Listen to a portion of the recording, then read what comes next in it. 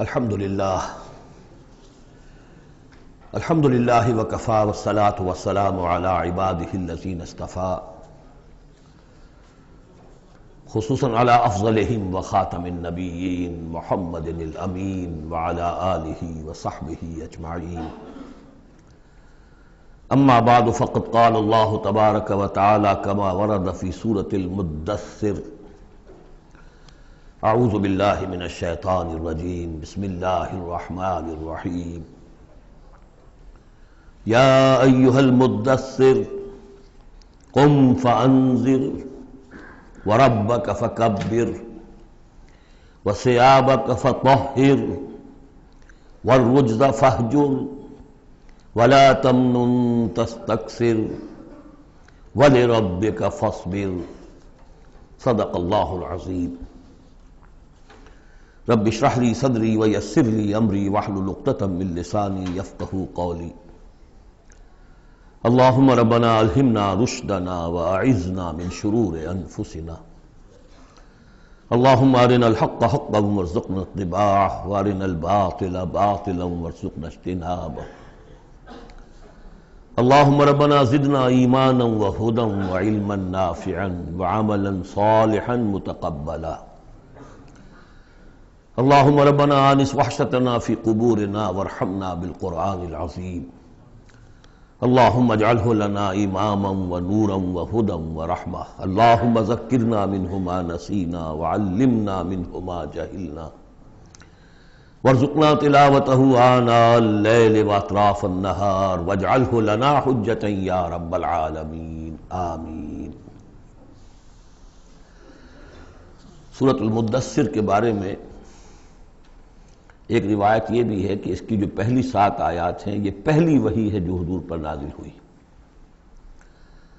اور یہ ایک چونکہ صحابی کی رائے ہے لہذا اس کا ذکر کرنا مناسب ہے، لیکن یہ کہ یہ کنسنسس جس پر ہے وہ یہی ہے کہ یہ پہلی نہیں ہے بلکہ پہلی وحی جو آپ پر آئی وہ سورہ علق کی ابتدائی 5 آیات ہیں۔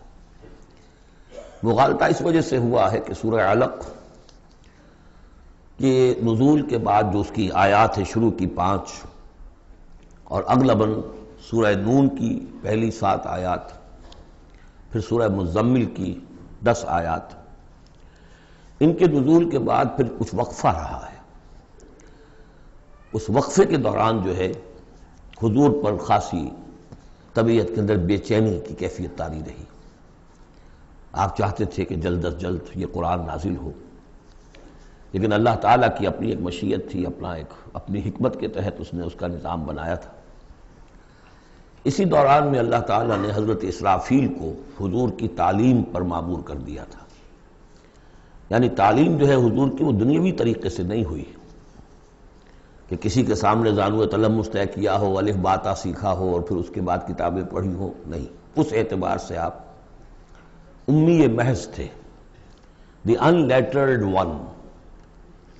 ہم یہ نہیں کہیں گے کہ آپ معاذ اللہ ثم معاذ اللہ جاہل تھے، نہیں، لیکن یہ کہ آپ نے اس طریقے سے تعلیم حاصل نہیں کی تھی جیسے کہ دنیا میں ہوتی ہے، لیکن یہ کہ شوق جو قرآن مجید کا آپ کو تھا اس کی وجہ سے آپ کو جلدی، اور جب یہ وقفہ ہوتا تھا تو بہت شام گزرتا تھا، اور تعلیم اس دوران میں ہو رہی ہے حضرت اسرافیل کے ذریعے۔ پھر وہ واقعہ پیش آیا جو پہلے بھی میں آپ کو بتا چکا ہوں کہ حضور فرماتے ہیں کہ اپنی اسی شش و پنج میں جبکہ مجھ پر صدمے کی کیفیت تھی، میں ایک روز غار حرا سے نیچے اتر رہا تھا کہ آواز آئی یا محمد۔ میں نے ادھر ادھر دیکھا، دائیں بائیں پیچھے، سامنے کوئی نظر نہیں آیا، تو کچھ خوف سا طاری ہوا طبیعت پر، بربرائے طب بشری۔ تھوڑی دیر چند قدم آگے گیا، پھر یا محمد، پھر وہی کیفیت ہوئی میرے ساتھ۔ اب زیادہ تشویش لاحق ہو گئی، کوئی نظر نہیں آ رہا، پکار رہا ہے کوئی۔ تیسری مرتبہ یا محمد کہا تو اچانک آپ کی نگاہ اٹھی تو حضرت جبرائیل، وہی فرشتہ کہ جو غار حرا میں آیا تھا، اس کو آپ نے دیکھا کہ وہ پورے افق پر اس طریقے سے ہے کہ پورا افق اس سے بھر گیا ہے، اصل ملک کی صورت میں دیکھا۔ غار حرا میں کس کیفیت میں آیا تھا یہ بعد میں آپ کو بتاؤں گا، لیکن یہ کہ وہ مشابہت تو ایسی تھی کہ حضور نے پہچان لیا کہ یہ وہی فرشتہ ہے جو غار حرا میں آیا تھا، لیکن یہ کہ شکل یہ بالکل مختلف، یہ اصل ملک کی شکل تھی جس کو دیکھا ہے آپ نے ان آنکھوں سے۔ تو اس پر آپ پر دہشت طاری ہوئی ہے اور آپ گھر آئے ہیں اور آپ پر کپ کپی سی طاری تھی، جیسے پہلی وحی کے وقت ہوئی تھی کیفیت وہی اس کے بعد بھی ہوئی ہے۔ پھر یہ سورہ مدثر کی یہ 7 آیات آپ پر نازل ہوئی ہے۔ تو اس حوالے سے یہ پہلی وحی ہے، لیکن پہلی وحی ہے پہلی فترت کے بعد، پہلا وقفہ جو ہوا وحی کے اندر اس کے بعد پہلی وحی ہے۔ اور اس سے جیسا کہ میں آپ کو بتا چکا ہوں آغاز ہوتا ہے حضور کی رسالت کا، جبکہ سورہ علق سے آغاز ہوا ہے حضور کی نبوت کا۔ آغاز نہیں کہنا چاہیے، ظہور ہوا ہے۔ نبی تو پیدائشی طور پر نبی ہوتا ہے، لیکن ظہور کا وقت ہوتا ہے جبکہ پھر وحی کا آغاز ہو۔ تو ظہور نبوت جو ہے وہ ہے سورہ علق کی آیات سے، اور یہ ہے در حقیقت کہ جس سے کہ آپ کی رسالت کا آغاز ہوا۔ اس کا جوڑا تھا سورہ مزمل، وہ ہم نے رات پڑھ لیا۔ کم سے کم یہ چیز دیکھ لیجئے کہ ان دونوں کا بھی آغاز بالکل یا ایھا المزمل یا ایھا المدثر، اے کمبل میں لپٹ کر لیٹنے والے اور اے لحاف میں یا کسی اور کپڑے میں لپٹ کر لیٹنے والے، قم، وہاں بھی قم یہاں بھی قم، اب کھڑے ہو جاؤ۔ وہاں قیام اللیل، یہاں قیام النہار کہہ لیجئے اس کو۔ وہ رات کا قیام تھا، یہ دن کا قیام ہے۔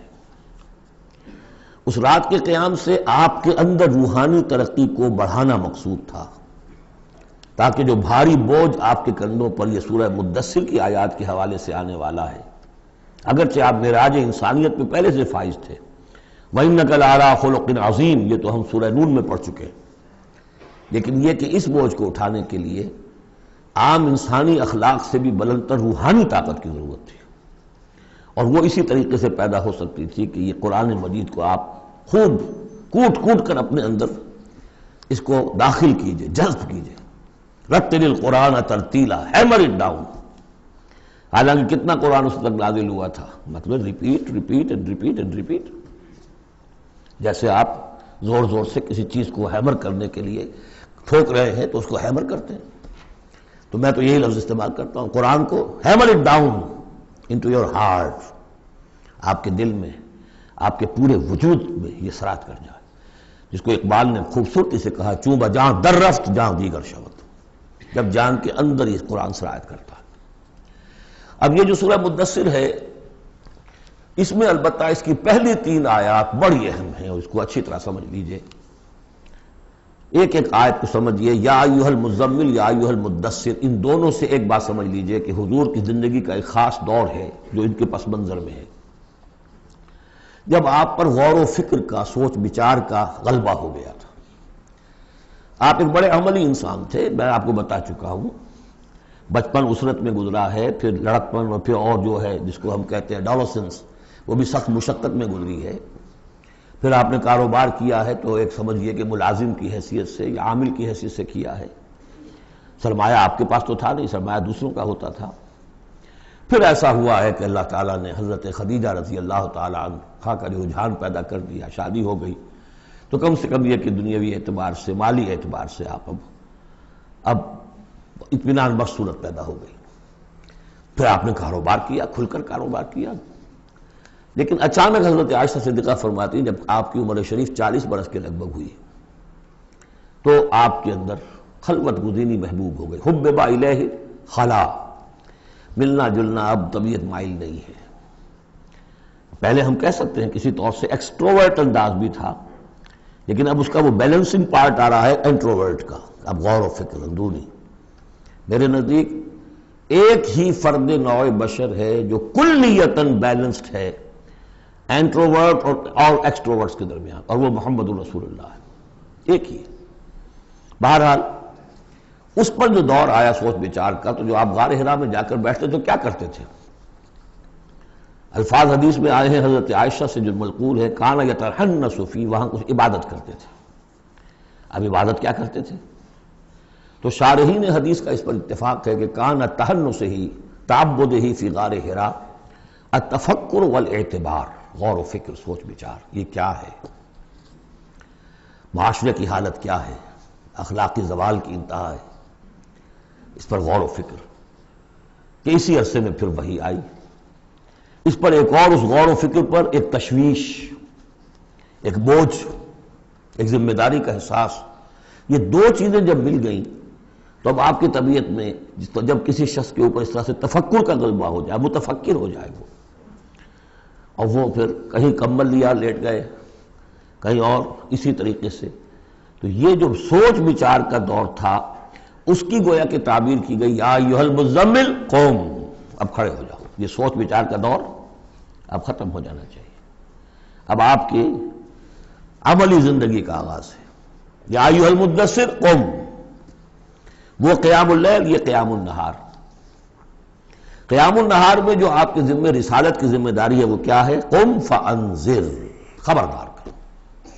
اس پر ہم بہت غور کر چکے ہیں کہ نبی کی دعوت کے لیے سب سے اہم اصطلاح یہی ہے، انذار.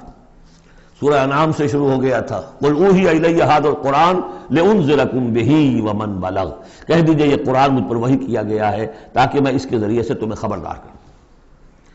تو خبردار کرنا کہ یہ نہ سمجھو کہ بس یہ جیسے حیوانات ہیں یہاں پیدا ہوئے، چرا چگا، ختم ہو گئے، نسیاں منسیاں ہو گئے. تم حیوان نہیں ہو، کچھ اور ہو. تمہارے اندر اللہ نے اپنی روح پھونکی ہے، عظیم ترین امانت کائنات کی، جسے نہ پہاڑ اٹھا سکے نہ آسمان اٹھا سکے. وہ امانت ہے جو تم نے اٹھائی ہے، اور اس امانت کی جواب دہی ہے، ذمہ داری ہے، اس کی اکاؤنٹیبلٹی ہے. تمہیں سب کو مرنے کے بعد اٹھا لیا جائے گا. واللہ لتموتن کما تنامون ثم لتبعثن کما تستيقظون ثم لتحسبن بما تعملون ثم لتجزون بالاحسان احسانا وبالسوء سوءا وانها لجنة ابدا او لنار ابدا.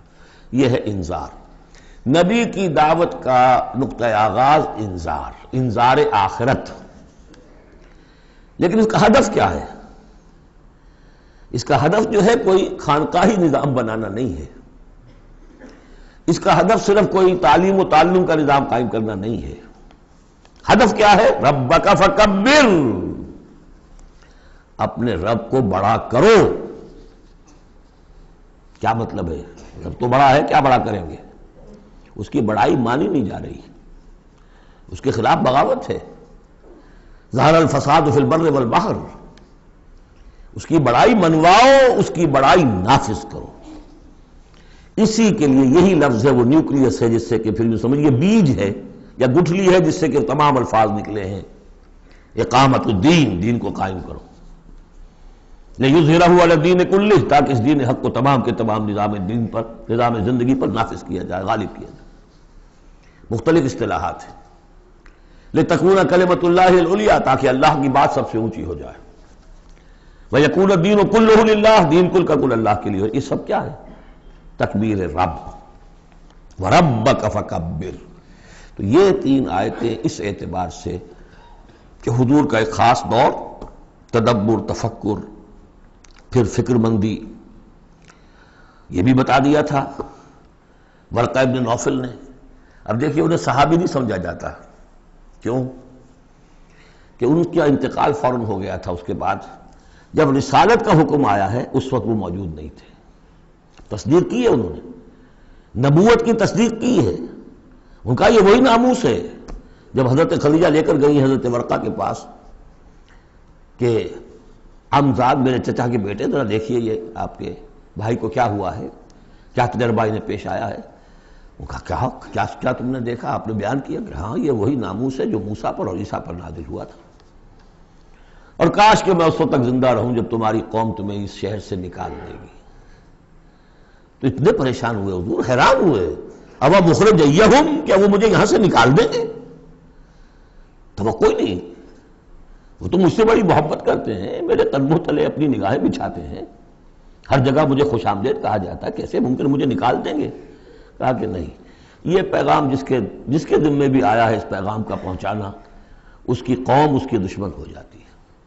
تو اب یہ تشویش ہے نا حضور کو. یہ دور ہے در حقیقت یا ایھا المزمل قم، یا ایھا المدثر قم.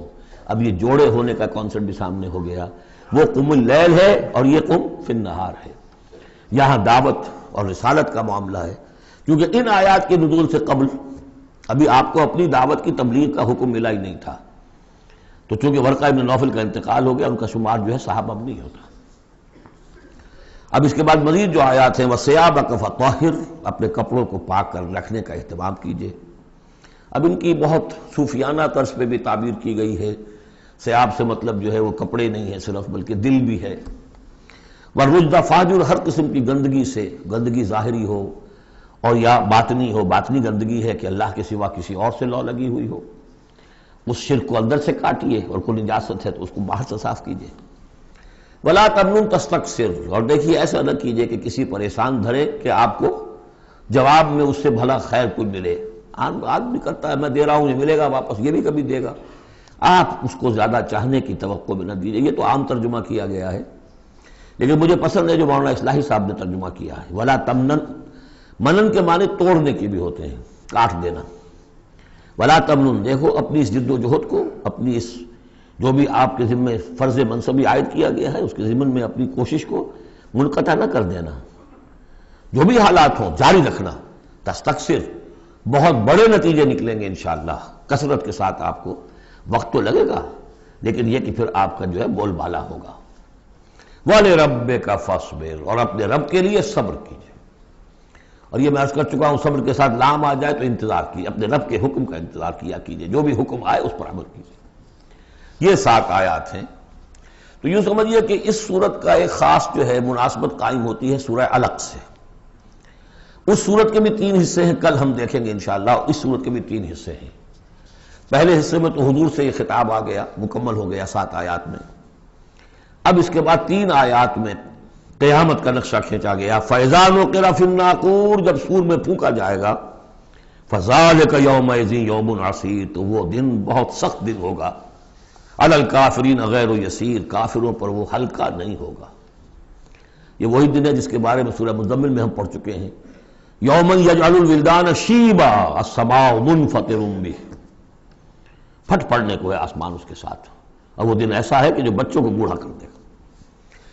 اور تیسرا حصہ وہی ذرنی، جیسا کہ سورہ مزمل میں بھی ہم دیکھ چکے، سورہ نور میں بھی دیکھ چکے۔ وَذَرْنِي وَمَنْ خَلَقْتُ وَحِيدًا، چھوڑیے مجھ کو اور اس کو جس کو میں نے بنایا ہے اکلوتا، اکیلا۔ اس کے بارے میں اجماع ہے کہ یہ آیات جو ہیں ولید بن مغیرہ کے لیے نازل ہوئی۔ بڑی جائیدادیں تھیں اس کی دونوں شہروں میں، قریتین عظیم جو ایک مکہ اور ایک طائف، ٹوین سٹیز تھی، اور اس کی جائیداد، اس کے باغات، پیسے بہت، اللہ نے اولاد بہت دی تھی۔ خود یہ اکلوتا تھا اپنے ماں باپ کا، وحیدہ بنایا میں نے اسے، اکیلا تھا وہ۔ وَجَعَلْتُ لَهُ مَالًا مَمْدُودًا، اور اسے میں نے بہت سا مال دے دیا جو پھیلا ہوا مال ہے، شہروں کے اندر جائیداد ہے بکھری ہوئی ہے۔ وَبَنِينَ شُهُودًا، اور بیٹے میں نے دیے اسے جو اس کے نگاہوں کے سامنے رہتے ہیں۔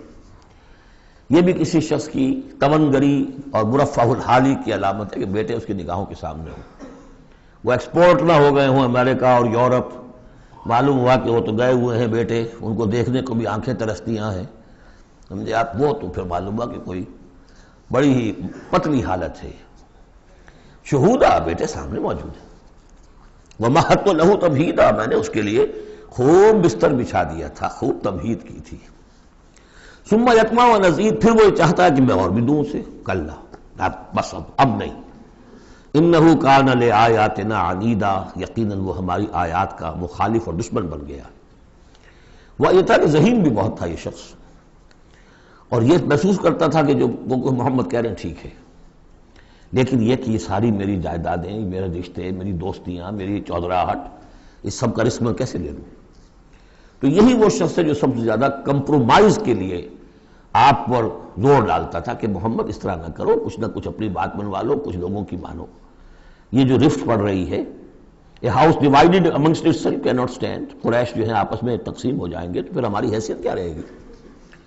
بہت مدبر انسان تھا، ایسا نہیں تھا کہ، تو یہ اس کی ساری ذہانت اور فطانت جو ہے، جس کو آپ ورلڈلی وائز کہتے ہیں، وہ بہت ذہین تھا اس اعتبار سے، اس دنیا کے حوالے سے۔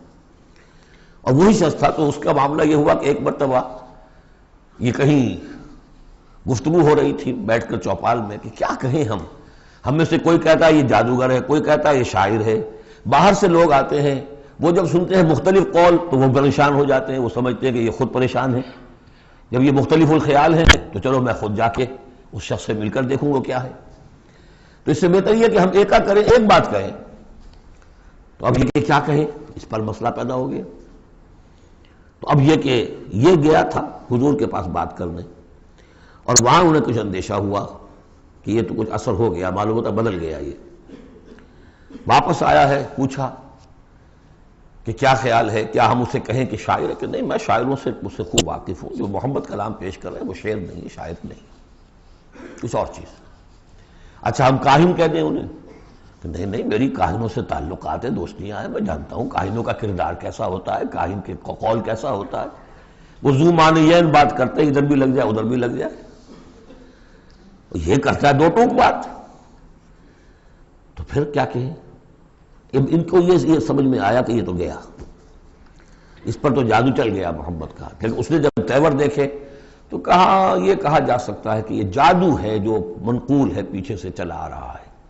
اب یہ جو اس کی گفتگو میں جو اس کی رد و قدا ہوئی ہوگی، ضمیر نے ملامت کی، کچھ نے ضمیر کو دبایا، کچھ اپنی مصلحتوں کو سامنے رکھ کر جو بات، اس کا ایک نقشہ کھینچا گیا ہے یہاں، فصاحت و بلاغت کی انتہا ہے۔ سأرهقه صعودا، میں اسے چڑھائی چڑھواؤں گا، وہ عذاب جو ہم پہلے پڑھ چکے ہیں، یسلکہ عذابا صعدا، وہ عذاب کہ جو جس کی سختی اور شدت بڑھتی چلی جائے۔ انہ فکر وقدر، اس نے غور کیا، کچھ اندازہ کیا کہ حق کو ماننے کا کیا نتیجہ نکلتا ہے، نہ ماننے کا کیا نتیجہ نکلتا ہے، وہ بیلنس بنا رہا ہے اپنے ذہن میں۔ انہ فکر وقدر فقتل کیف قدر، تو ہلاک ہو جائے، کیسا غلط اس نے اندازہ ٹھہرایا۔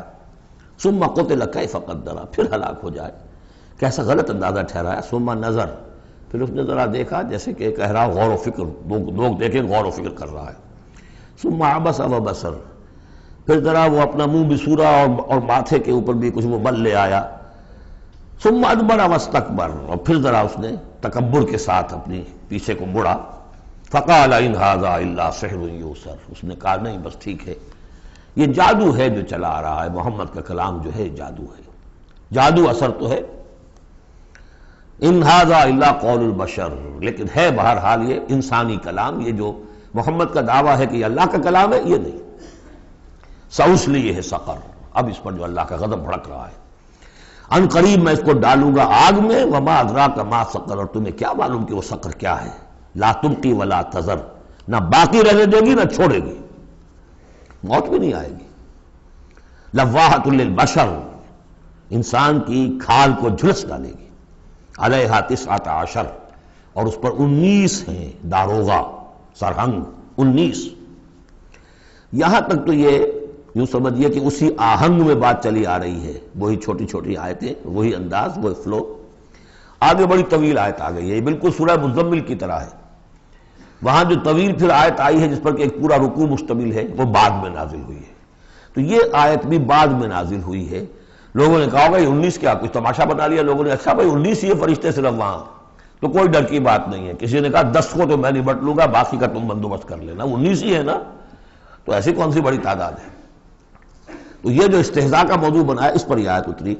وما جعلنا اصحاب النار الا ملائکہ، اور یہ جہنم کے جو داروغہ ہیں ہم نے وہ فرشتوں کو بنایا ہے، وہ انسان نہیں ہے جو تم یہ ایک ایک آدمی 10 کو سنبھال لے گا۔ وما جعلنا عدتهم الا فتنة للذین کفروا، یہ تعداد جو ہم نے تمہیں بتا دی ہے ان کی، وہ صرف اس لیے کہ کافروں کے لیے ایک جانچ ہو جائے، پرکھ ہو جائے۔ لیستیقن الذین اوتوا الکتاب، تاکہ اوتوا الکتاب جنہیں کتاب دی گئی تھی انہیں یقین آ جائے۔ تو یہ روایت ترمذی ہے، ترمذی کی شریف میں روایت موجود ہے کہ یہ در حقیقت 19 کا عدد تورات میں موجود تھا، لہذا اہل کتاب کے لیے تو گویا کہ ان کے لیے ایک یقین کرنے کی بنیاد بن گئی۔ لیستیقن الذین اوتوا الکتاب ویزداد الذین آمنوا ایمانا، اہل ایمان کے تو ایمان میں اضافہ ہوگا، وہ جو بھی اللہ کی طرف سے وحی پڑھ کر سنائیں گے محمد رسول اللہ، ان کا ایمان کامل ہے، ان کے ایمان میں اضافہ ہوگا۔ ولا یرتاب الذین اوتوا الکتاب والمؤمنون، اور تاکہ نہ شک میں پڑے نہ تو وہ اہل کتاب جن کو پہلی کتاب دی گئی تھی اور نہ مسلمان۔ وَلَا يَقُولَ الَّذِينَ فِي قُلُوبِهِم مَرَضٌ، اور تاکہ کہیں وہ لوگ جن کے دلوں میں روگ ہے، جو حق کو ماننا نہیں چاہتے۔ وَالْكَافِرُونَ، اور کافر جو طے کر چکے ہیں کہ ہم نے کسی صورت ماننا ہی نہیں ہے۔ ماذا اراد اللہ بہذا، مسئلہ یہ کیا اللہ نے 19 کا اعداد کر کے کیا مراد ہے اس سے۔ کذالک یضل اللہ من یشاء، اسی طرح اللہ تعالیٰ گمراہ کر دیتا ہے جس کو چاہتا ہے، ویہدی من یشاء، اور ہدایت دیتا ہے جس کو چاہتا ہے۔ وما یعلم جنود ربک الا هو، اور تیرے رب کے جو لشکر ہیں انہیں تو کوئی جانتا ہی نہیں سوائے اس کے. وما ہی الا ذکری للبشر، اور یہ جو آیات قرآنیہ ہیں، یہ مؤنث آیا ہے تو آیات کے اوپر اس کو لے جائیے، یہ کچھ نہیں ہے سوائے اس کے کہ انسانوں کے لیے یاد دہانی ہے، نصیحت ہے، تذکیر ہے، تذکرہ ہے.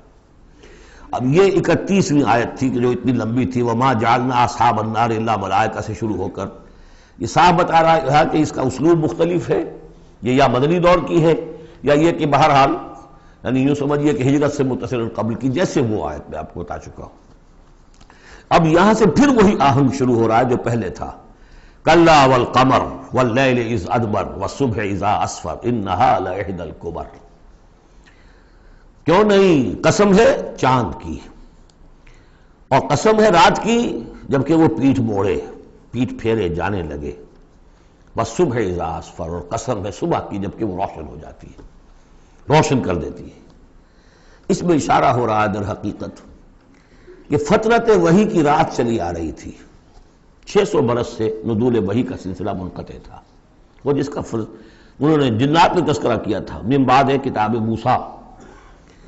اس میں بس روشنی ہوتی تھی تو ایسی ہی جیسے کہ مستعار روشنی چاند کی روشنی ہوتی ہے جو راتوں کو بھی ہوتی ہے، بس اس درجے میں ہدایت آسمانی اور ہدایت خداوندی دنیا میں رہ گئی تھی. لیکن اب محمد الرسول اللہ کی رسالت و نبوت کا خورشید طلوع ہو گیا ہے، اب دن روشن ہو گیا. کلا والقمر واللیل اذ ادبر والصبح اذا اسفر، ان تین کو قسموں کو ذرا یاد رکھیے گا، یہ آگے چل کر بڑی اہمیت کے ساتھ ان کا حوالہ پھر آئے گا کہ رات کی تاریکی تھی، اب رات جا رہی ہے، اور اس میں جو تھی صرف چاند کی روشنی تھی جو مستعار تھی. سابقہ نبوتوں کی تعلیم وغیرہ جو بھی تھی باقی تھی، کچھ بگڑ گئی، کچھ تھی، کچھ پولیوٹڈ ہو گئی، کچھ صحیح تھی. اب سورج طلوع ہو گیا، والصبح اذا اسفر انہا لإحدی الکبر، اور اب یہ ایک بہت بڑی باتوں میں کی ایک بات ہے. نبوت محمدی کو معمولی بات نہیں، رسالت محمدی انہا لإحدی الکبر نذیرا للبشر، خبردار کرنے کے لیے انسانوں کے لیے. لمن شاء منکم ان یتقدم او یتأخر، جو بھی تم میں سے چاہے کہ وہ آگے بڑھے یا پیچھے رہ جائے. ابو بکر آگے بڑھے، ابو لہب پیچھے رہ گیا، ہمیشہ کے لیے پیچھے رہ گیا. حمزہ اور عمر ذرا تھوڑی دیر کے بعد آ گئے، درجات ہیں. لمن شاء منکم ان یتقدم او یتأخر، جو بھی تم میں سے چاہے تقدم کرے، آگے بڑھے، صدیقیت کا مقام حاصل کر لے. جو شخص چاہے ذرا اور تھوڑی دیر انتظار کر کے آئے گا، والذین تبعوہم بإحسان کے درجے میں آئے گا، سابقون الاولون کے درجے سے نکل جائے گا. اور پھر کیا کہ اس کے بعد ایسے بھی ہوں گے کہ جن کو بالکل ہمت ہی نہیں ہوگی، وہ واقعتاً مستقل طور پر کفر میں رہ گئے. لمن شاء منکم ان یتقدم او یتأخر کل نفس بما کسبت رہینہ، ہر جان جو کچھ کہ اس نے کمایا ہے اس کے عوض رہن ہے، اسے وہ چیز اب وصول کرنی ہوگی. الا اصحاب الیمین، سوائے ان کے کہ جو داہنے والے ہوں گے، جنہیں دیا جائے گا ان کا اعمال نامہ داہنے ہاتھ میں. فی جنات یتساءلون، وہ جنتوں میں ہوں گے، ایک دوسرے سے پوچھتے ہوں گے عن المجرمین، گناہ گاروں کے بارے میں.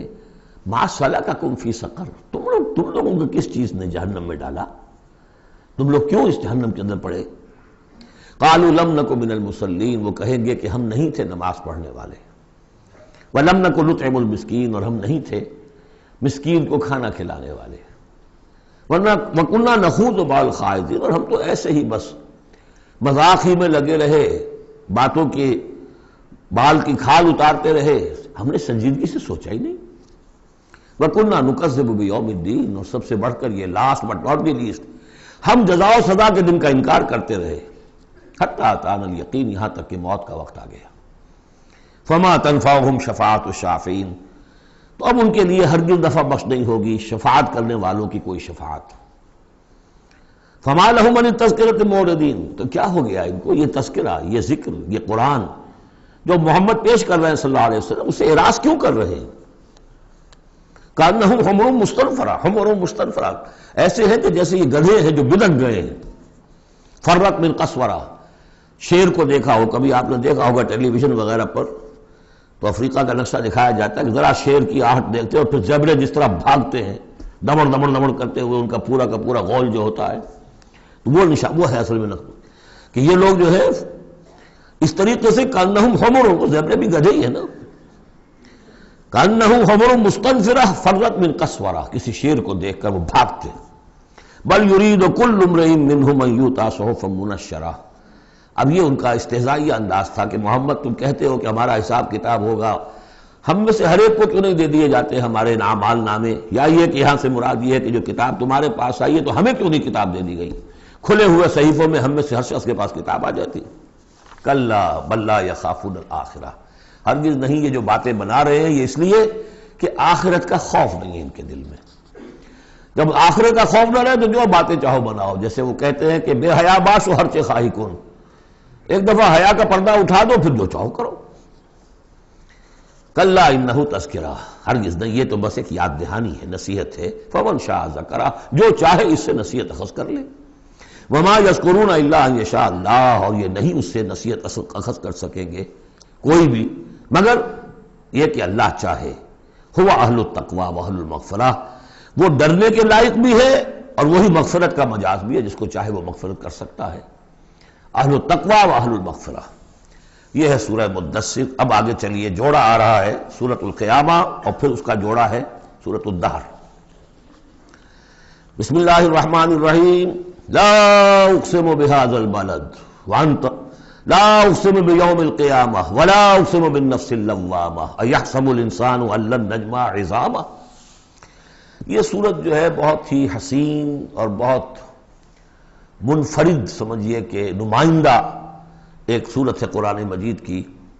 اس کا جو خطاب کا انداز ہے، جو میں نے شروع میں آپ کو جو انٹروڈکٹری لیکچرز دیے تھے، کہ اس کا اسلوب جو ہے وہ خطابت کا ہے. قرآن کو ہم کہہ سکتے ہیں کہ it's a collection of divine orations، اللہ تعالیٰ کے خطبات، مجموعہ خطبات الہیہ. تو مختلف مواقع پر جیسے کہ خطیب کو خطبہ دیتا ہے تو اس طریقے سے اللہ تعالیٰ نے یہ صورتیں نازل کی ہیں. حضور پڑھ کر سناتے تھے تو آپ کا انداز بھی خطیبانہ ہوتا تھا. حدیث میں آتا ہے کہ جب آپ خطبہ دیتے تھے تو آپ کی آواز بلند ہو جاتی تھی، اعلیٰ صوتہ احمرت عیناہ، آنکھیں سرخ ہو جاتی تھی. اور آپ اس طریقے سے خطبہ دیتے تھے جیسے کہ کوئی سپہ سالار اپنے فوجیوں کو للکار رہا ہے، بڑھا رہا ہے کہ لڑو اور آگے بڑھو، یہ انداز ہوتا تھا. تو اس طرح کا خطبہ اس میں آپ دیکھیں گے. ابھی بات ایک طرف ہو رہی ہے، ابھی کسی اور طرف ہو گئی، کبھی کسی تحویل الخطاب، اس کے لیے بہت. پھر یہ کہ 4-6 آیتیں آئیں گی ایک خاص قسم کے آہنگ میں، خاص قسم کے قوافی تو ہم کو نہیں کہنا چاہیے، تو یہ آتے ہیں وہی انہی حروف پر صورتیں ختم ہو رہی ہیں، وہی سٹائل ہے. پھر کچھ سٹائل بدلے گا، پھر 4-6 صورتیں اس دوسرے انداز کی ہوں گی، پھر 4-6 تیسرے انداز کی ہوں گی. تو یہ آپ صورت جو ہے فصاحت و بلاغت میں بھی فلو بے انتہا ہے اور خطیبانہ انداز، اور اس میں تحویل الخطاب. پس منظر میں کیا ہے کہ وہ لوگ ہیں کہ جو انکار کریں کوئی قیامت نہیں ہو سکتی، کیسے ممکن ہے کہ جبکہ انسان مر چکے ہوں گے اور مٹی ہو جائیں گے پھر اٹھا دیا جائے، یہ ممکن نہیں ہے. تو اس کا جواب ہے جو دیا جا رہا ہے. لا اقسم بیوم القیامہ، لا یہاں پر ان کے خیالات کی نفی نہیں، میں قسم کھاتا ہوں قیامت کے دن کی. تمہیں شک ہے اور مجھے اتنا یقین ہے کہ میں قسم کھا رہا ہوں قیامت کے دن کی. ولا، اور پھر نہیں، اقسم بالنفس اللوامہ، میں قسم کھاتا ہوں نفس لوامہ کی. نفس لوامہ کون سا نفس ہے انسان میں؟ جسے ہم ضمیر کہتے ہیں، کانشنس، ملامت کرنے والا دل. مائی کانشنس از بائٹنگ می، میرا ضمیر مجھے ملامت کر رہا ہے. کوئی آپ برا کام کرتے ہیں تو ضمیر اندر سے کچھ شے ہے، تو کیوں ہے یہ؟ اگر کوئی نیکی نہیں، بدی نہیں، تو یہ اندر کی خرش کیوں ہو جاتی ہے؟ اور اگر یہ نیکی ہے اور بدی ہے تو کوئی اس کا نتیجہ نکلنا چاہیے کہ نہیں؟ یعنی پہلی آیت جو ہے وہ تو اسی طرح کی ہے جیسے سورہ تغابن میں ہم نے پڑھا تھا، قل بلا وربی لتبعثن ثم لتنبؤن بما عملتم. اس میں دلیل کوئی نہیں ہے، اذعان ہے. ایک شخص اپنے یقین کو دلیل کے طور پر پیش کر رہا ہے اور یہ اس پر سارا دار و مدار ہے. کون شخص ہے؟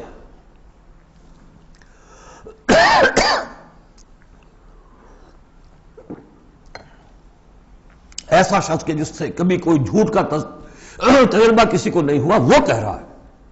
سیرت و کردار جو ہے محمد رسول اللہ کی، وہ گویا کہ دلیل کی حیثیت رکھتی ہے اس قول کے پیچھے. لا اقسم بیوم القیامہ ولا اقسم بالنفس اللوامہ، یہ تمہارے اندر موجود ہے قیامت کی دلیل، تمہارا ضمیر، تمہارا کانشنس. ایحسب الانسان ان لن نجمع عظامہ، کیا انسان یہ گمان کرتا ہے ہم اس کی ہڈیاں جمع نہیں کر سکیں گے؟ بلا قادرین، کیوں نہیں، ہم پوری طرح قادر ہیں علی ان نسوی بنانا، یہاں کننا محذوف سمجھنا چاہیے، بلا کننا قادرین علی ان نسوی بنانا، بس کہ ہم اس کی ایک ایک کوڑ کو برابر کر دیں گے۔ بل یرید الانسان لیفجر امامہ، اصل سبب جو ہے آخرت کے انکار کا وہ یہ ہے کہ انسان چاہتا ہے کہ فسق و فجور جس کا عادی ہو گیا اسے جاری رکھے، حرام خوری چھوڑنی نہیں، جس عیش کا خوگر ہو گیا ہوں اس کو چھوڑ نہیں سکتا، قیامت کو مانوں گا تو پھر دیکھنا پڑے گا کیا غلط ہے کیا صحیح ہے، کیا جائز ہے کیا ناجائز ہے۔ اس لیے جیسے کہ بلی کو دیکھ کر کبوتر آنکھ بند کر لے، اب ظاہر بات ہے کہ وہ بلی تو نہیں ختم ہو جائے گی، در حقیقت یہ قیامت سے آنکھیں چراتے ہیں، آنکھیں بند کر رہے ہیں، اس لیے کہ انہیں پتا ہے کہ ہم نے کیا آگے بھیجا ہے اور آگے بھی کرنے کا وہی ارادہ ہے۔ بل یرید الانسان لیفجر امامہ یسأل ایان یوم القیامہ، پوچھتا ہے بڑے استہزائی انداز میں، اچھا جی کب ہوگا یہ قیامت کا دن؟ تو جواب بھی اسی انداز میں ہے، یوم ہم علی النار یفتنون کی طرح۔ فرمایا فاذا برق البصر، جب وہ قیامت آئے گی نگاہیں چدھیا جائیں گی، خسف القمر، چاند بے نور ہو جائے گا، یا یہ کہ چاند دھس جائے گا سورج کے اندر، وجمع الشمس والقمر، اور سورج اور چاند یکجا کر دیے جائیں گے۔ یہ جو ہے کشش ثقل کا جو باہمی ثقل ہے ان کروں کا، اس کے نظام میں ذرا سی کہیں گڑبڑ ہو اور پھر تو یہ سب کے سب ایک دوسرے سے ٹکرائیں گے۔ فَإِذَا بَرِقَ الْبَصَرُ وَخَسَفَ الْقَمَرُ وَجُمِعَ الشَّمْسُ وَالْقَمَرُ يَقُولُ الْإِنسَانُ يَوْمَئِذٍ أَيْنَ الْمَفَرُّ، یہی انسان اس دن کہے گا ہے کوئی جگہ بھاگ جانے کی؟ کلا، نہیں، لا وزر، کوئی ٹھکانہ نہیں ہے۔ الی ربک یومئذ المستقر، اس دن تو تمہیں اپنے رب ہی کے حضور میں جا کھڑے ہونا ہے۔ یربع الانسان یومئذ بما قدم واخر، اور جتلا دیا جائے گا انسان کو اس دن جو کچھ اس نے آگے بھیجا ہوگا جو پیچھے چھوڑا ہوگا۔ ہم اعمال نیک ہوں یا بد ہوں اس کا کچھ حصہ آگے بھیج دیتے ہیں اپنی زندگی میں، کچھ اس کے پیچھے جو اثرات چلتے ہیں اس کا حساب بھی بعد میں جاری رہتا ہے، وہ ڈیبٹ کریڈٹ جو ہے ہمارے کھاتے میں ہوتا رہے گا۔ تم نے یہ نیک کام شروع کیا تھا، آگے آگے پھیل رہا ہے، تو جو اور اس کام میں شریک ہے ان کا اجر بھی رہے گا، وہ پورا رہے گا، ان کے اجر میں سے کمی نہیں ہوگی، لیکن اتنا ہی حساب آپ کے کام میں بھی درج ہوتا رہے گا۔ اسی طریقے سے کسی نے برا کام شروع کیا تھا، جب تک جہاں تک اس کے اثرات جائیں گے تو انسان کو بتا دیا جائے گا یہ تو آپ نے اپنی موت سے پہلے آگے ہی بھیج دیا تھا، یہ تو آپ کے وہ اعمال ہیں، اور یہ ذرا وہ ہے پیچھے اس کے جو اثرات ہیں۔ بل الانسان علی نفسہ بصیرہ، اور انسان کو تو جتلانے کی ضرورت بھی نہیں ہوگی کہ بتایا جائے، ہر انسان کو خود معلوم ہوگا کہ میں کتنے پانی میں ہوں۔ انسان اپنے نفس پر خود بصیرت رکھتا ہے۔ وَلَوْ أَلْقَىٰ مَعَاذِيرًا، چاہے کتنے ہی وہ بہانے پیش کرے۔ ہوتا ہے کہ انسان کوئی شخص جو ہے بڑا چرب زبان ہے اور وہ اپنے آپ کو بالکل ریشنلائز کر لیتا ہے اپنے طرز عمل کو، میں نے ٹھیک کیا، صحیح کیا، کوئی غلط بات نہیں ہے، عذرات موجود ہیں، تو معترضین کی تو زبان بند ہو جاتی ہے، اب کچھ نہیں کہہ سکتے، لیکن یہ کہ اس کا دل اس کو بتا رہا ہوتا ہے کہ تو جھوٹا ہے۔ بل الانسان علی نفسہ بصیرہ ولو القیٰ معاذیرہ لا تحرک بہ لسانک لتعجل بہ، عجلت والا مضمون یہ بالکل ابتدا میں یہاں آیا تھا۔ اے نبی آپ اس قرآن کے، اب دیکھیے اب گفتگو حضور سے شروع ہو گئی، ابھی تک انسان جو منکرین تھے ان کی بات ہو رہی تھی، شروع میں امامہ، عظامہ، قیامہ، اور اس کے بعد بصر، قمر، مفر، وزر، مستقر، اب یہ پھر اس کے بعد بصیرہ، معاذیرہ، اب اس کے بعد اور بدل رہے ہیں۔ لا تحرک بہ لسانک لتعجل بہ، آپ اس قرآن کے ذریعے سے قرآن کے ساتھ اپنی زبان کو تیزی سے حرکت نہ دیں کہ جلدی سے آپ اس کو یاد کر لیں۔ ان علینا جمعہ وقرآنہ، ہمارے ذمے ہے اس کو جمع کر دینا اور پڑھوا دینا، جمع بھی کر دینا کہ اس میں سے کوئی حصہ جو ہے آپ بھولیں نہیں، اور قرآن بھی اس کی ترتیب بھی ہم بتاتے جائیں گے کہ اب جو وحی آئی ہے اس کو کہاں رکھنا ہے تاکہ اس کی ترتیب معین ہو جائے۔ فَإِذَا قَرَأْنَاهُ فَاتَّبِعْ قُرْآنَهُ، پھر جب ہم پڑھوائیں اس کو جس ترتیب سے اسی کی پیروی کیجیے گا۔ یہ ترتیب وہ ہے ترتیب مصحف جس کے تحت کے قرآن مرتب کیا گیا، اور ہم مانتے ہیں کہ یہ ترتیب نزول کی نہیں ہے، نزول کے ساتھ ہی اللہ تعالیٰ کا حکم آتا تھا کہ اب یہ وہی فلاں جگہ ہوگی۔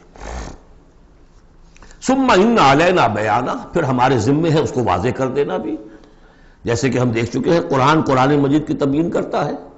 سورہ نساء میں دو احکام کے بارے میں آئے گا، یستفتونک، اور حالانکہ وہ حکم آ چکا ہے سورہ نساء میں پہلے، لیکن لوگوں نے سوال کیا تو قل اللہ یفتیکم فی الکلالہ، تو جاؤ اللہ واضح کر دیتا ہے، تم پر ابھی واضح نہیں ہوئی کلالہ کی بات، لو وعدہ کر دیتا۔ تو قرآن کے اندر بھی بعد میں واضح کر دی گئی چیزیں، اور یہ کہ پھر حدیث جو ہے سب سے بڑی شے ہے کہ جو اس کی بیان کرنے والی ہے۔ جو انزلنا الیک الذکر لتبین للناس ما نزل الیہم، یہ ذکر ہم نے اے محمد آپ پر نازل کیا ہے تاکہ آپ واضح کریں اس کو ان لوگوں کے لیے جن کے لیے ہم نے اسے نازل کیا ہے۔ نازل آپ پر کیا ہے، صرف آپ کے لیے تو نہیں کیا ہے آپ پر، نازل کیا ہے لوگوں کے لیے۔ اب ان کو واضح کرنا، اس کے اندر کہیں اگر کوئی اشکال ہو تو اسے حل کرنا، کہیں کوئی اگر اجمال ہے تو اس کی تفصیل بیان کرنا، یہ آپ کا کام۔ کلا بل تحبون العاجلہ، کوئی نہیں، تمہارا اصل مرض یہ ہے کہ تم عاجلہ سے محبت کرتے ہو، یہ اس دنیا کی زندگی سے محبت کرتے ہو۔ دیکھیے اب پھر خطاب شروع ہو گیا کفار سے۔ وَتَذَرُونَ الْآخِرَةَ، اور آخرت کو تم چھوڑ دیتے ہو، نظر انداز کر دیتے ہو۔ وجوہ یومئذ ناظرہ، حالانکہ بہت سے چہرے اس دن ہوں گے تر و تازہ، میدان قیامت میں کھڑے ہوں گے تو جیسے اسکول چلڈرن کھڑے ہوتے ہیں اپنا رزلٹ سننے کے لیے تو بعضوں کے چہرے کھلے ہوتے ہیں، پہلے سے معلوم ہے انہیں کیا کچھ کر کے آئے تھے، اور بعض کے چہروں کے پر دھواں ہے، اس لیے ہے کہ انہیں پتا ہے کہ کیا ہی کچھ نہیں تھا، فیل تو ہونا ہی ہونا ہے، تو چاہے اب رزلٹ ڈکلیئر نہیں ہوا، رزلٹ ان کے چہروں پر لکھا ہوا ہے۔ تو وجوہ یومئذ ناظرہ، بہت سے چہرے ہوں گے تر و تازہ، الی ربہا ناظرہ، اپنے رب کی طرف دیکھتے ہوئے۔ اس میں بعض لوگوں نے یہ کہا ہے کہ ناظرہ سے مراد ہے انتظار کر رہے ہوں گے اپنے رب کی رحمت کا، اس لیے کہ رویت باری تعالیٰ جو ہے وہ تو ممکن نہیں ہے کہ میدان حشر میں ہو جائے، لیکن میرے نزدیک انہی حضرات کی رائے زیادہ صائب ہے جو سمجھتے ہیں کہ رویت ہوگی۔ اہل ایمان کو عین میدان حشر میں بھی ایک درجے کی رویت باری تعالیٰ سے مشرف کیا جائے گا، یہ مضمون آ جائے گا سورہ مطففین میں واضح ہو جائے گا۔ اس کے برعکس وجوہ یومئذ باسرہ، بہت سے چہرے ہوں گے اس روز سوکھے ہوئے، اترے ہوئے، اداس، تظن ان یفعل بها فاقرہ، ان کو یقین ہوگا کہ اب ان کے ساتھ وہ سلوک ہوگا جو ان کی ریڑھ کی ہڈیاں توڑ کے رکھ دے گا۔ کلا اذا بلغت التراقی، اب ایک نقشہ دکھایا جا رہا ہے، ایک تو بڑی قیامت ہے، فاذا برق البصر وخسف القمر وجمع الشمس والقمر یقول الانسان یومئذ این المفر، ایک تو وہ ایک قیامت ہے جو فرد کی قیامت ہے، موت جب آتی ہے، قیامت صغریٰ۔ کلا اذا بلغت التراقی، جب یہ جان آ کے پھنس جاتی ہے ہنسلیوں میں۔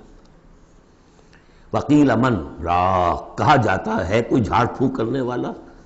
بڑے بڑے ریشنلسٹ بھی اس مرحلے پر آ کر، بابا ڈاکٹروں نے جواب دے دیا، حکیموں نے جواب دے دیا، چلو کوئی تعویذ گنڈا کچھ ہو کہیں سے، کوئی جھاڑ پھونک کوئی تو ہو، کسی طریقے سے ہو، تو آخری درجے میں ان کو بھی انسان چیخ پکار کر لیتا ہے، قیل من راق، ہے کوئی جھاڑ پھونک کرنے والا۔ وظن انہ الفراق، اور گمان ہو گیا اس کو کہ اب تو فراق ہے، جانا ہے، یہ گھر بھی چھوڑنا ہے جو بڑے چاؤ سے بنایا تھا، اور یہ آل اولاد کو بھی چھوڑ کر جانا ہے۔ والتفت الساق بالساق، اور وہ جو جان کندنی کا عالم ہوتا ہے تو پنڈلی پنڈلی سے لپٹ رہی ہے، جان نکلنی شروع ہوتی ہے جسم کے نچلے حصے سے۔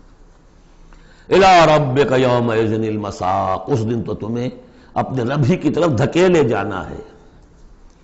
پھر بدل گئے قوافی، فلا صدق ولا صلی، تو نہ اس نے تصدیق کی نہ نماز پڑھی، ولیکن کذب وتولی، بلکہ جھٹلا دیا اور پیٹھ موڑ لی۔ تصویر لفظی ہے جو نقشہ اس وقت ہوتا تھا۔ ثم ذهب الى اهله يتمطى، اور پھر چلا اپنے گھر والوں کے پاس اکڑتا ہوا جا رہا ہے۔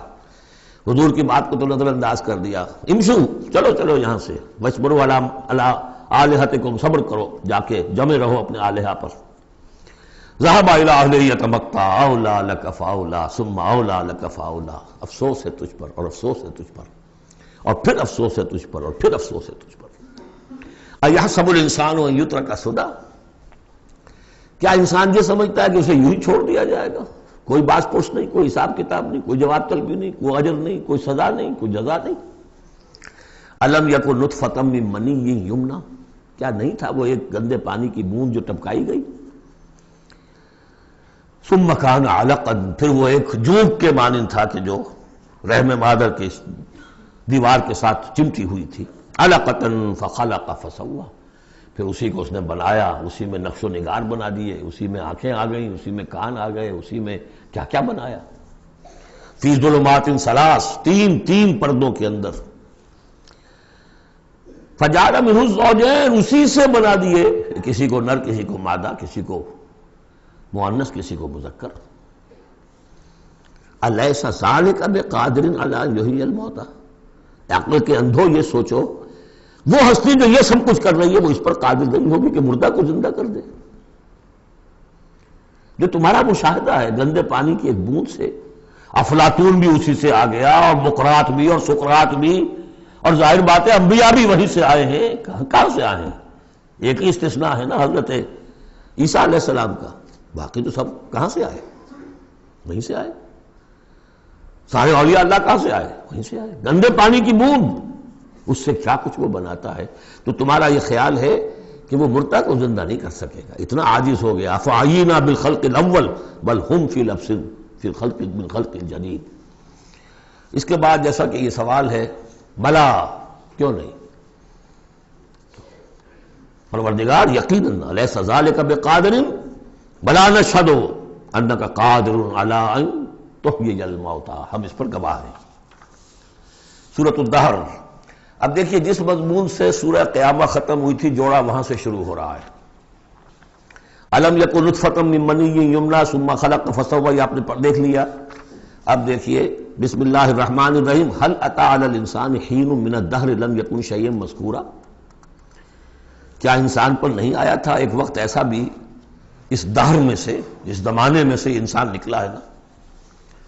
قلزم ہستی سے تو ابھرا ہے مانند حباب، تو قلزم ٹائم، اس ٹائم کا بھی ایک بہت بڑا سمندر ہے، اسی سے ہم ابھر کر آئے ہیں۔ هل اتى على الانسان حین من الدہر لم یکن شیئا مذکورا، قابل ذکر شے ہی نہیں تھا وہ۔ کوئی پسند کرتا ہے اس کا ذکر کرنا؟ اب کیا کرے، قرآن میں تو لفظ آتا ہے، اس کو ہمیں ترجمہ کرنا پڑتا ہے، ورنہ ظاہر بات ہے کہ آدمی پسند بھی نہیں کرتا کہ اس کا ذکر کیا جائے۔ اس چیز سے لم یکن شیئا مذکورا، وہ شے جو زبان پہ لانے کے لائق نہیں ہے اس سے پیدا کیا گیا۔ انا خلقنا الانسان من نطفۃ امشاج، ہم نے انسان کو پیدا کیا ہے ملے جلے نطفے سے۔ اب بتائیے کہ اس کو کیا سمجھا ہوگا پہلے، جبکہ معلوم نہیں تھا۔ امشاج ملا جلا، مرد کی طرف سے سپرمیٹوزوان آ رہا ہے، ماں کی طرف سے اووم آ رہا ہے، ان دونوں کے اجتماع سے پھر وہ زائگوٹ وجود میں آتا ہے، نبتلی ہے، اور پھر اس کو ہم مختلف ادوار میں سے گزار رہے ہیں، نطفہ اور علقہ اور مضغہ، ہم الٹتے پلٹتے رہے اسے، یا اس کا یہ مطلب یہ بھی ہے کہ ہم نے یہ تخلیق کی ہے اسے جانچنے کے لیے، پرکھنے کے لیے، ابتلا کے لیے۔ فَجَعَلْنَاهُ سَمِيعًا بَصِيرًا، پھر ہم نے اس کو بنا دیا سننے والا، دیکھنے والا۔ اِنَّا هَدَيْنَاهُ السَّبِيلَ، اور پھر ہم نے اسے راہ سجھا دی۔ فطرت کے اندر وہ راہ کی ہدایت موجود ہے، ایمان ہے ہماری روح کے اندر۔ ہدیناہ السبیل، ہم نے وہ راستہ دکھایا ہوا ہے اس کو، اندھا بہرا نہیں بھیجا دنیا کے اندر، ایک اسے ظاہری آنکھ دی ہے، ایک باطنی آنکھ بھی دی ہے اسے، روح پھونکی ہے اس میں۔ انا ہدینا سبیل، اور اس کے بعد اس کو آزادی دے دی، اما شاکرا و اما کفورا، چاہے تو شکر گزار بن کر زندگی گزارے اور چاہے ناشکرا ہو کر۔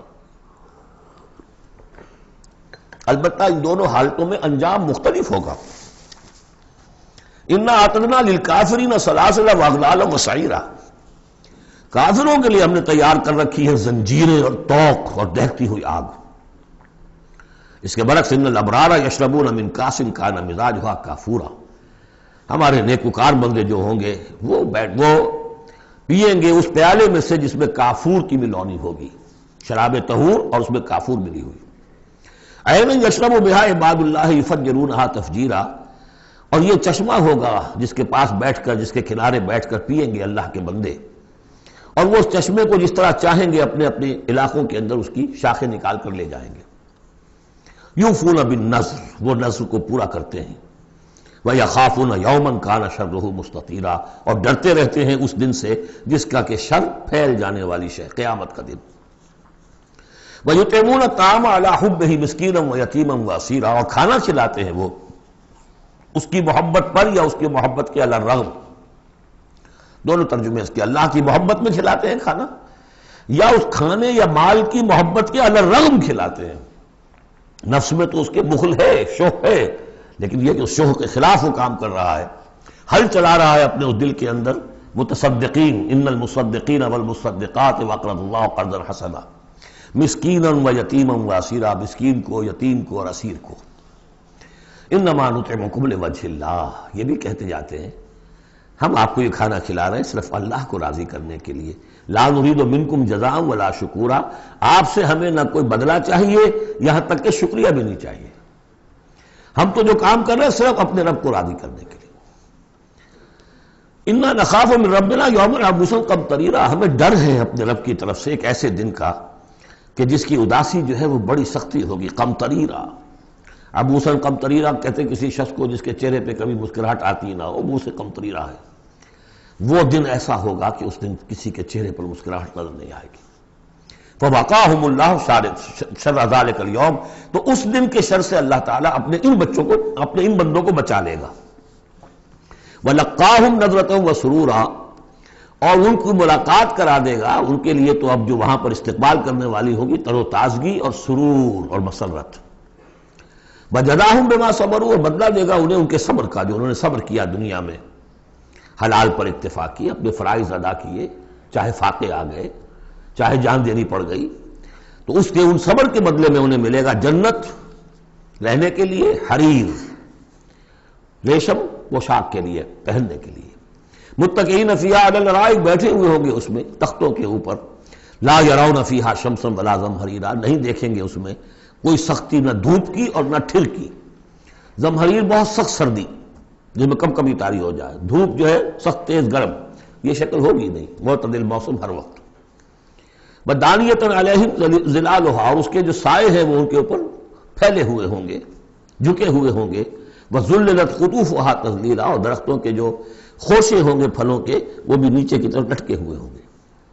ویطاف علیہم بآنیۃ من فضۃ واکواب کانت قواریر، اور ان پر گردش میں ہوں گے لوگ جو بھی ان کے خادم ہوں گے، وہ ایسے برتن لے کے جو چاندی کے ہوں گے، اور ایسے آب خورے یا کپ کہ جو شیشے کے بنے ہوں گے، لیکن یہ شیشہ نہیں ہوگا، قواریر من فضۃ، چاندی ایسی ہوگی کہ جس کے تھرو آپ دیکھ سکیں، وہ چاندی جو ہے ہوگی چاندی لیکن شیشے کے مانند، قواریر من فضۃ قدروھا تقدیرا، جس کو کہ بڑے اس کے پیمانے اور ماپ بنا کر رکھے گئے ہیں، ان لوگوں نے بنا دیے۔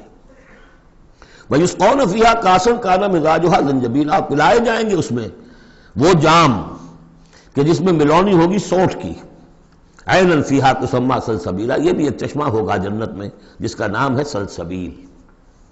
وَيَطُوفُ عَلَيْهِمْ وِلْدَانٌ مُخَلَّدُونَ، اور ان پر ہر وقت گردش میں رہیں گے ان کے وہ لڑکے، وہ چھوکرے، وہ ان کے بوائز، ان کے خادم جو ہمیشہ اسی عمر کے اسی شکل میں رہیں گے۔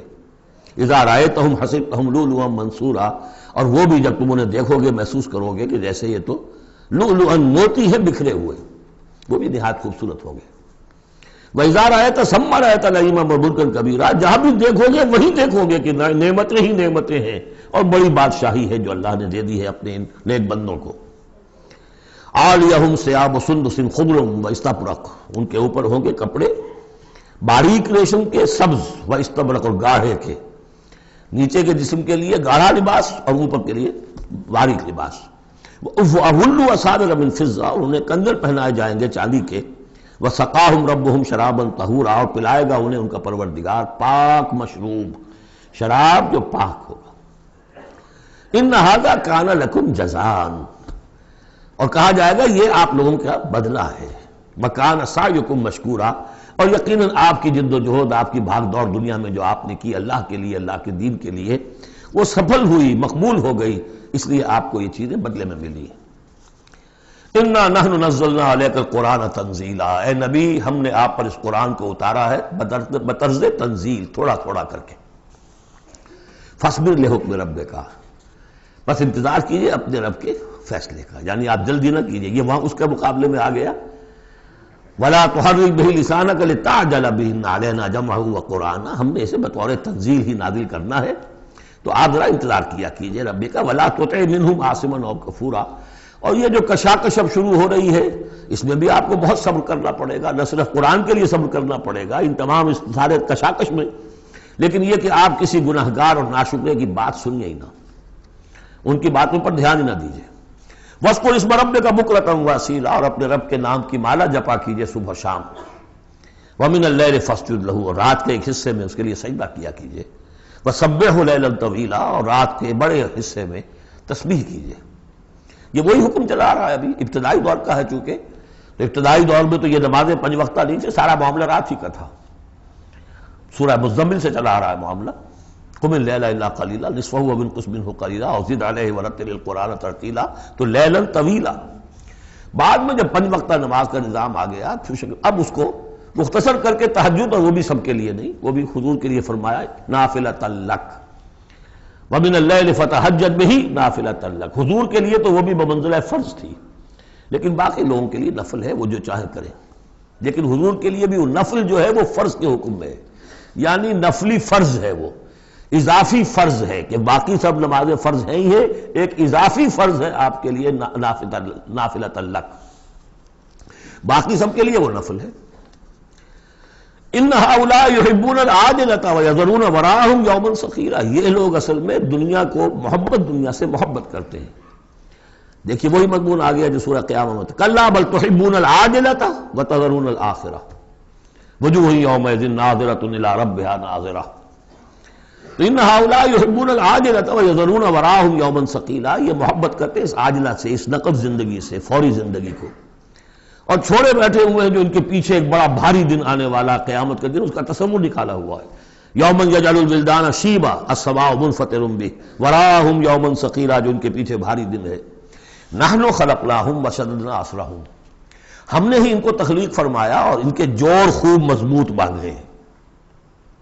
وَإِذَا شِئْنَا بَدَّلْنَا أَمْثَالَهُمْ تَبْدِيلًا، جب چاہیں گے ان جیسے اور لے آئیں گے ان کو بدل کر۔ مجھے تیسرا مقام ہے کہ جس سے دلیل یہ ملتی ہے کہ جب باعث بعد الموت ہوگا تو ہم جیسے ہمارا جسم ہے ویسا ہی جسم ہمیں دیا جائے گا۔ باقی وہ مفہوم بھی اس میں لوگ نکالتے ہیں کہ اللہ چاہے تو کسی ایک قوم کو ہٹائے دوسری کو لے آئے، لیکن میرے نزدیک چونکہ تخلیق کے ساتھ ہے یہ، اس لیے نحن خلقناہم وشددنا اسرہم، پہلے جو ہم نے بنایا ان کے جوڑ بند ہم نے مضبوط کیے ہیں۔ وَإِذَا شِئْنَا بَدَّلْنَا أَمْثَالَهُمْ تَبْدِيلًا، ایسے ہی اور بنائیں گے۔ ان هذه تذکرہ، یقیناً یہ تو ایک یاد دہانی ہے، نصیحت ہے۔ فمن شاء اتخذ الى ربہ سبیلا، تو جو چاہے اپنے رب کی طرف، اپنے پروردگار کی طرف راستہ اختیار کر لے، سلوک، اللہ کی طرف سلوک، سیر الی اللہ، اللہ کی طرف آگے بڑھنا، تقرب الی اللہ، سیر الی اللہ، سلوک الی اللہ، مختلف اصطلاحات۔ وما تشاءون الا ان یشاء اللہ، اور تمہارے چاہے کچھ نہیں ہو سکتا جب تک کہ اللہ نہ چاہے۔ ان اللہ کان علیما حکیما، یقینا اللہ تعالی سب کو جاننے والا ہے، کمال حکمت والا۔ یدخل من یشاء فی رحمتہ، وہ داخل کرے گا اپنی رحمت میں جس کو چاہے گا۔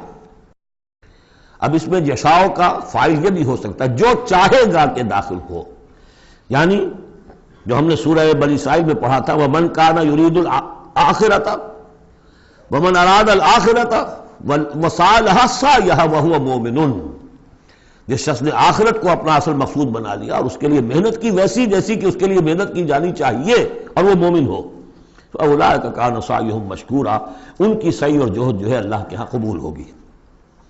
تو دونوں اس کے ترجمے ہو سکتے ہیں، اللہ چاہے گا، اور ظاہر بات ہے کہ کوئی بھی کام ہو چاہے اس دنیا کا ہو آخرت کا ہو، ان دونوں مشیتوں کے ملنے سے ہوتا ہے۔ میں نے چاہا کہ اس شے کو اٹھاؤں، اللہ کا اذن ہوا تو میں اٹھا سکتا ہوں، ورنہ نہیں۔ تو کوئی کام بھی ہم نہیں کر سکتے۔ میں نے آپ سے عرض کیا تھا اہل سنت کے ہاں ہمارے اعمال بھی مخلوق ہیں اللہ کے، واللہ خلقکم وما تعملون، اللہ نے تمہیں بھی پیدا کیا اور جو تمہارے عمل ہیں ان کو بھی پیدا اللہ کرتا ہے۔ ہم قاسم اعمال ہیں اپنے نیت اور ارادے کی وجہ سے، لیکن خالق اعمال اللہ ہی ہے۔ وما تشاءون الا ان یشاء اللہ ان اللہ کان علیما حکیما یدخل من یشاء فی رحمتہ والظالمین اعد لهم عذابا علیما، باقی رہ گئے ظالم، گناہگار، مشرک، ان کے لیے تو اس نے خوب تیار کیا ہوا ہے بہت ہی دردناک، المناک، تکلیف دہ عذاب۔ اللہم اعذنا من ذالک، اللہم اجرنا من ذالک، ربنا تقبل منا انک انت السمیع العلیم وتب علینا انک انت التواب الرحیم۔ بارک اللہ لی ولکم فی القرآن العظیم ونفعنی وإیاکم بالآیات والذکر الحکیم۔